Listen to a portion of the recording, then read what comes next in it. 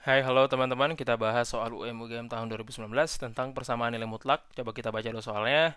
Banyaknya bilangan real X yang memenuhi persamaan mutlak X kuadrat minus 4 sama dengan X tambah mutlak X minus 2.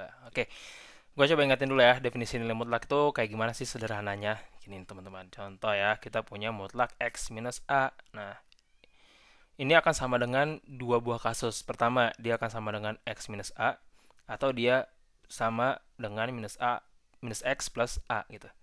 Oke, yang pertama ini syaratnya adalah kalau dia X lebih besar dari pembuat nolnya yaitu A. Atau yang kedua, dia bisa jadi minus X tambah A kalau pembuat nolnya atau X itu lebih kecil dari pembuat nolnya. Ya, pembuat nol itu A ya, maksudnya pembuat nol itu kayak gini.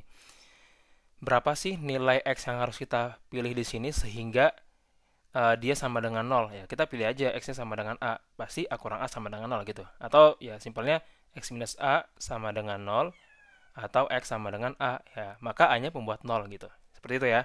Itu definisi atau ya konsep sederhana dari nilai mutlak.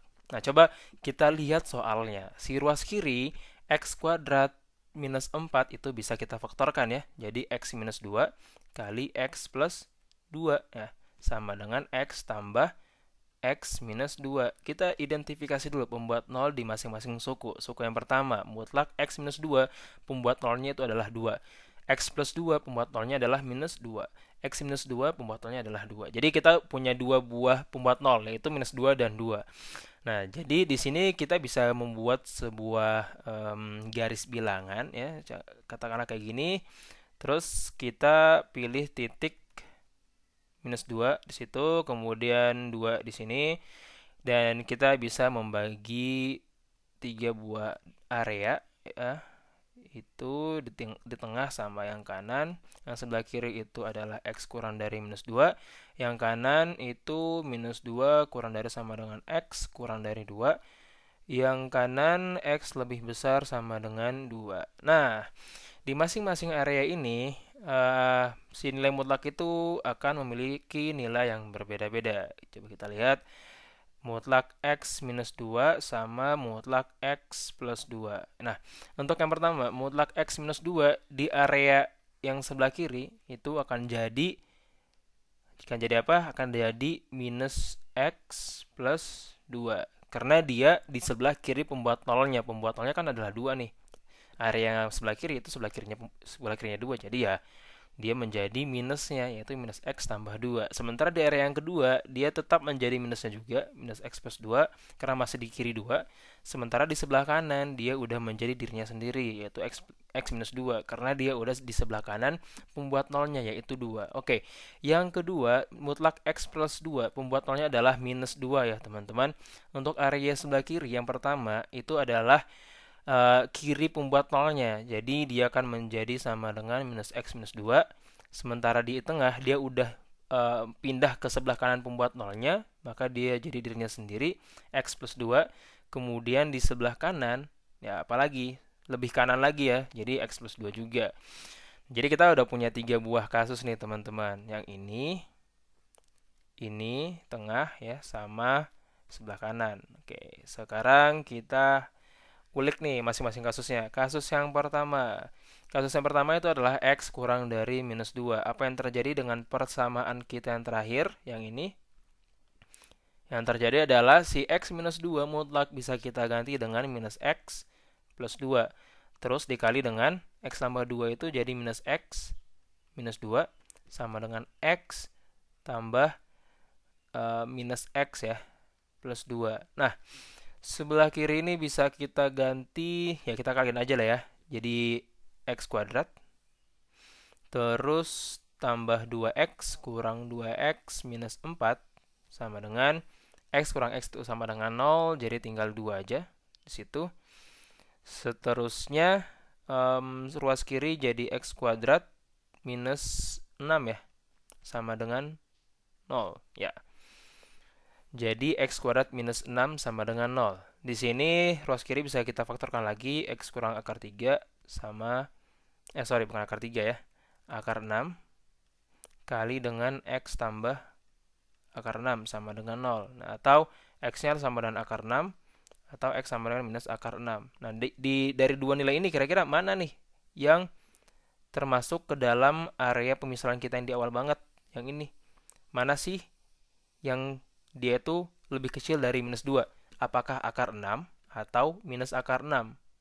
Nah, ternyata yang lebih kecil dari minus 2 itu adalah X sama dengan minus akar 6. Jadi kita punya satu penyelesaian di sini, yaitu X sama dengan minus akar 6.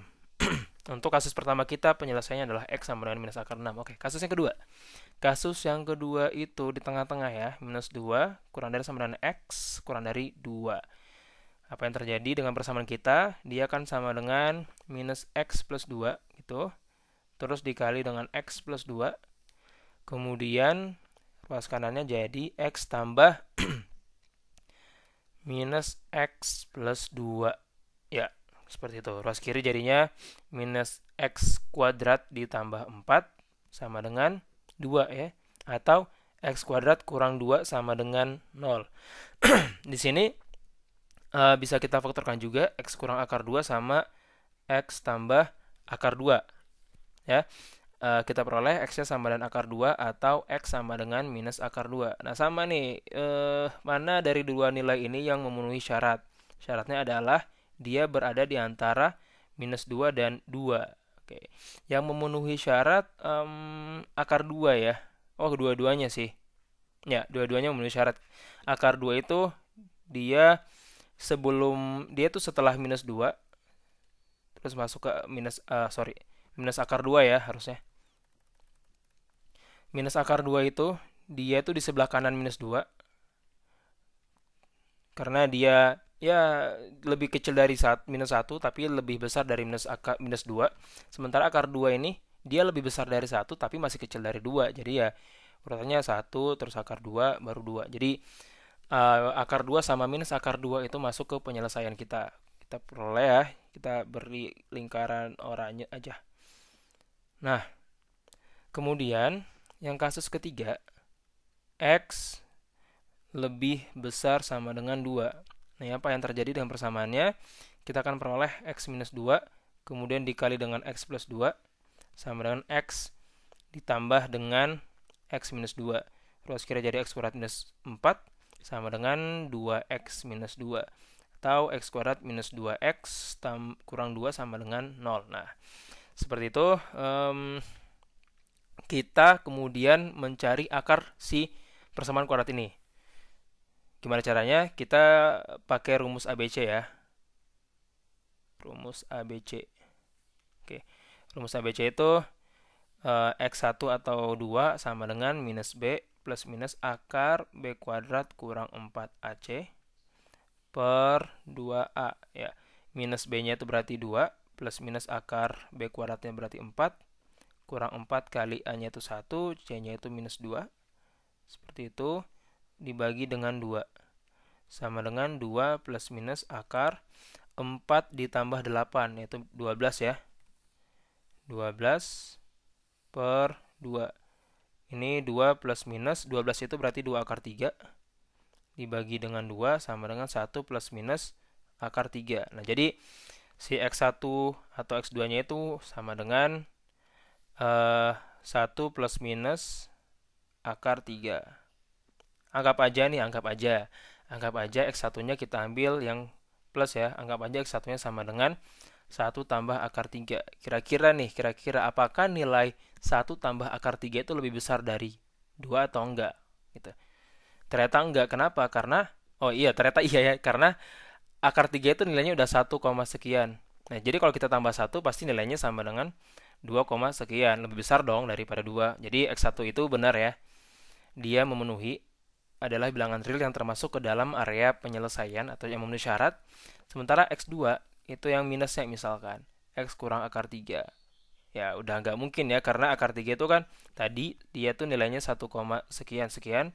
Kalau 1 kurang 1, sekian maka nilainya udah minus tuh. Udah kurang dari 0 gitu jadinya. Ya, dan pasti dia tidak memenuhi area penyelesaian kita. Jadi X2 ini tidak memenuhi ya. Tidak memenuhi. Nah, sehingga total kita udah punya berapa bilangan real yang memenuhi persamaan? Kita udah punya yang ini X sama dengan minus akar 6, kemudian X sama dengan akar 2, kemudian X sama dengan minus akar 2, dan kemudian X1 sama dengan 2, sekian sekian sekian. Kita nggak peduli, yang penting kita udah peroleh berapa? Peroleh 4 bilangan real yang memenuhi persamaan nilai mutlak pada soal. Jadi jawabannya adalah yang E ya teman-teman. Oke, kalau kalian merasa video ini bermanfaat, please kalian bisa share ke teman-teman kalian yang juga mungkin mau masuk ke GM, dan kalian bisa subscribe dan nyalakan loncengnya supaya kalian tidak tertinggal soal-soal yang lebih update lagi. Thank you.